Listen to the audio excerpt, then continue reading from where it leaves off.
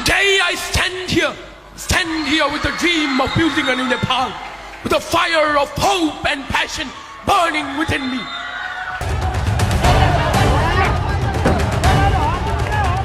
नमस्कार, मैं राजीव चौधरी। ये नेपाल की राजधानी काठमांडू की हालत है। 20 से 25 साल के युवा जिन्हें जेनजेड कहा जा रहा है, वो सरकार के खिलाफ सड़कों पर है। हर तरफ एक ही नारा, केपी चोर देश छोड़। केपी चोर ने भी दोपहर होते होते राष्ट्रपति को अपना इस्तीफा कल सौंप दिया। इसके कुछ देर बाद राष्ट्रपति ने भी अपना इस्तीफा दे दिया। आर्मी है देश में, पुलिस है, लेकिन सरेंडर मोड में है। 2 दिन में 22 मौतें हो चुकी है, 400 से ज़्यादा लोग घायल हैं। नेपाल में हिंसक प्रदर्शनों ने कल हालात इतने बिगड़ गए कि प्रदर्शनकारियों ने संसद, पीएम, राष्ट्रपति के निजी आवास तक में आग लगा दी।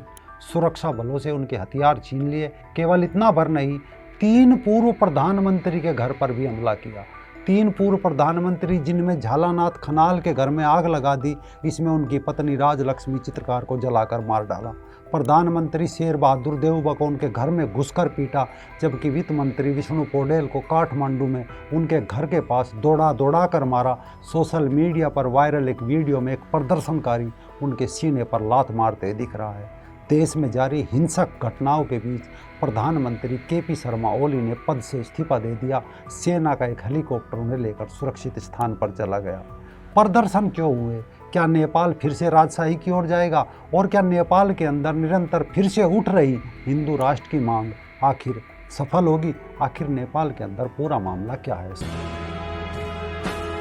युवा हाम्रो शक्ति हो, बुढा नेता अति हो, नेताको छोरा अगाडि हो, गरिबी खाडी हो, नेताको छोरा अगाडि हो, गरिबी खाडी हो,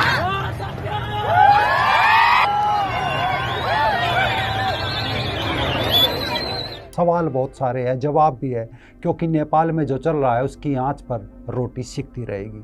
चाइना का चेला प्रधानमंत्री KP Sharma Oli SCO summit में शामिल होने के लिए चीन गया था। इसके 5 दिन बाद यानी 4 सितंबर को ओली ने फेसबुक, यूट्यूब, इंस्टाग्राम और एक्स जैसे 26 अमेरिका बेस्ड सोशल मीडिया कंपनियों पर बैन का ऐलान कर दिया। सरकार का कहना था इन कंपनियों ने रजिस्ट्रेशन की शर्तें पूरी नहीं की, जबकि टिकटॉक जैसे बहुत सारे चीनी ऐप पर वहाँ कोई बैन नहीं लगाया गया था। ओली ने ये सब चीन के समर्थन में अमेरिका का विरोध करने के लिए इन कंपनियों पर बैन लगाया था। जब नेपाल के युवा इस बैन के विरोध में खड़े हुए तो इसे अमेरिकी लॉबी का पूरा सपोर्ट मिला। विरोधी आगे बढ़े, लेकिन केपी शर्मा ओली ने उन पर गोलियां बरसवा दी और करीब 20 छात्र मारे गए। लेकिन ये एक अकेला गुब्बारा नहीं था जो फट गया। नेपाल के अंदर बहुत सारे विरोध के गुब्बारे उड़ रहे हैं। 1 जून 2001 को नेपाल में राजशाही के नारायण हिती दरबार में एक नरसंहार हुआ था, जिसमें राजा वीरेंद्र, रानी ऐश्वर्या और शाही परिवार के 7 सदस्यों की हत्या कर दी गई थी। ये वो दौर था जब नेपाल चाइना के समर्थन वाले माओवादी नेताओं की लगाई आग में खुद जल रहा था। राजा वीरेंद्र की हत्या के बाद दीपेंद्र को कोमा में रहते हुए राजा भी घोषित किया गया, लेकिन 3 दिन बाद उनकी भी मौत हो गई। फिर उनके चाचा प्रिंस ज्ञानेंद्र को सिंहासन पर बैठाया, जिसके बाद नेपाल में राजशाही का अंत हुआ और देश ने एक लोकतांत्रिक व्यवस्था अपना ली। तब से देश में 14 सरकारें आई, लेकिन एक भी अपना कार्यकाल पूरा नहीं कर सकी। नेपाली कांग्रेस के नेता शेर बहादुर देउबा 5 बार प्रधानमंत्री रह चुके हैं। केपी शर्मा ओली 4 बार इस पद पर धारण कर चुके हैं। पुष्प कमल दहल प्रचंड भी 3 बार प्रधानमंत्री रह चुका है। इसके अलावा कई दूसरे राजनेता एक बार इस पद पर रह चुके हैं, लेकिन एक भी नेता अपना कार्यकाल पूरा नहीं कर सका।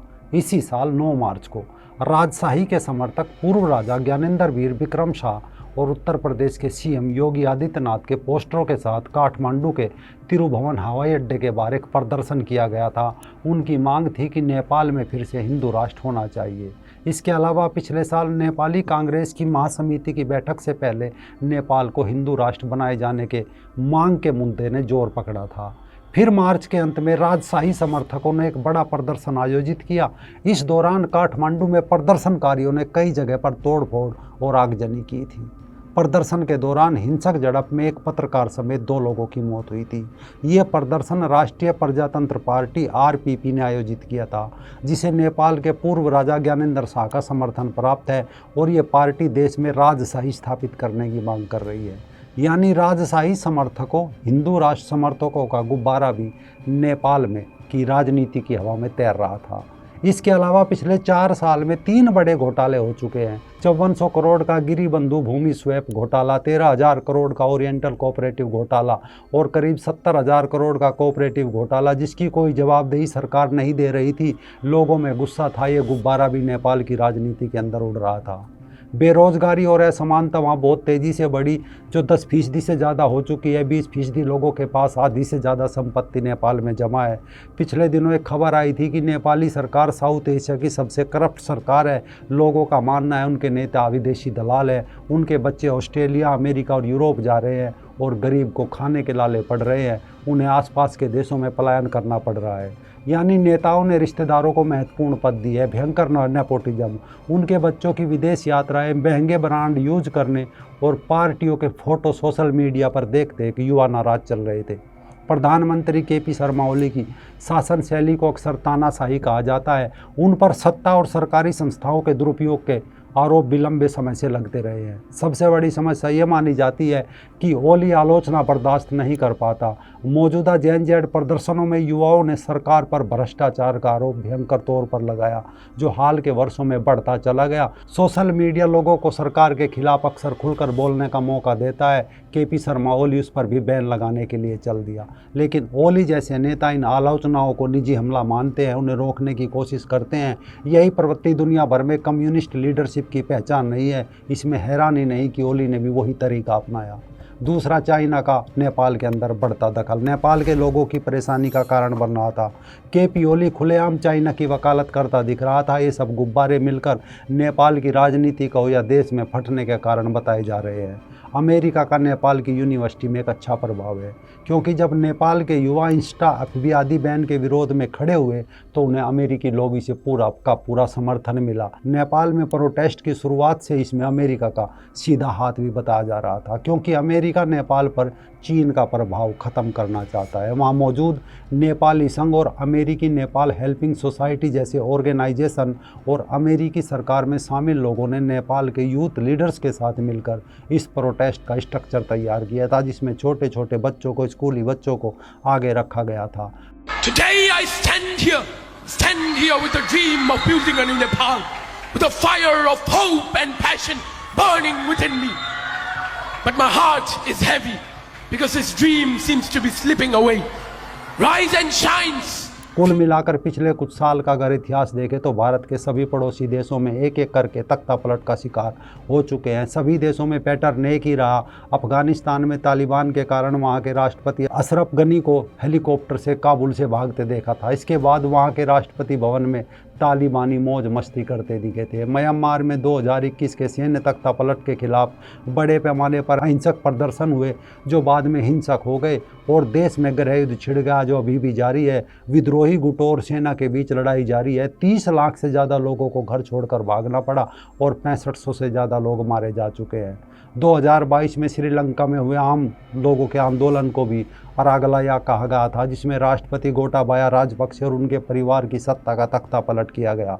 राजपक्षे परिवार, राष्ट्रपति गोटाबाया राजपक्षे और उनके भाई प्रधानमंत्री महिंद्रा राजपक्षे ने बड़े पैमाने पर विदेशों से कर्ज लिया, जिसका इस्तेमाल आलीशान इमारतें बनाने और भ्रष्टाचार में हुआ। आर्थिक संकट के कारण बड़े पैमाने पर विरोध प्रदर्शन हुए। राष्ट्रपति गोटाबाया राजपक्षे को इस्तीफा देकर भागना पड़ा और आपने देखा होगा जनता वहाँ राष्ट्रपति भवन का सामान ले जाती दिख रही थी। बांग्लादेश में भी 2024 में सरकारी नौकरियों में कोटा सिस्टम के खिलाफ हुए छात्रों का आंदोलन, जो धीरे धीरे जमात के कट्टरपंथी मुल्लाओं के हाथ में चला गया, उसमें भी वहाँ हिंसक प्रदर्शन हुए। प्रधानमंत्री शेख हसीना को इस्तीफा देकर भारत तक भागना पड़ा। जनता प्रधानमंत्री आवास में मौज मस्ती करती दिखाई दी। शेख हसीना ने खुद कहा था कि अमेरिका उनसे एक टापू मांग रहा था। उसके इनकार करने के बाद अमेरिका ने दबाव बनाना शुरू कर दिया था। नेपाल के मामले में भी यही कहा जा रहा है कि नेपाल के प्रदर्शनों में कुछ भी अलग नहीं था। बताया जा रहा है कि अब नेपाल में राजशाही समर्थक पार्टी आरआरपी के नेता राजेंद्र लिंगदेन और कमल थापा नई सरकार बना सकते हैं। सरकार बनी तो नेपाल की सबसे बड़ी त्रिभुवन यूनिवर्सिटी का प्रभाव रहेगा अमेरिकन लॉबी के सपोर्ट वाले कुछ लोग भी सरकार का हिस्सा बन सकते हैं, लेकिन कुछ भी हो, जिस तरीके से 24 घंटे में नेपाल की सत्ता पलट दी गई, इस स्थिति को करीब से देखने वाले सवाल पूछ रहे हैं कि क्या ये एशिया का अरब स्प्रिंग पल है और क्या नई पीढ़ी का नेतृत्व के उभरने की शुरुआत है। नेपाल फिर से राजा चुनेगा और क्या नेपाल फिर से हिंदू राष्ट्र बनेगा? इन सवालों के जवाब आने वाला वक्त जरूर देगा।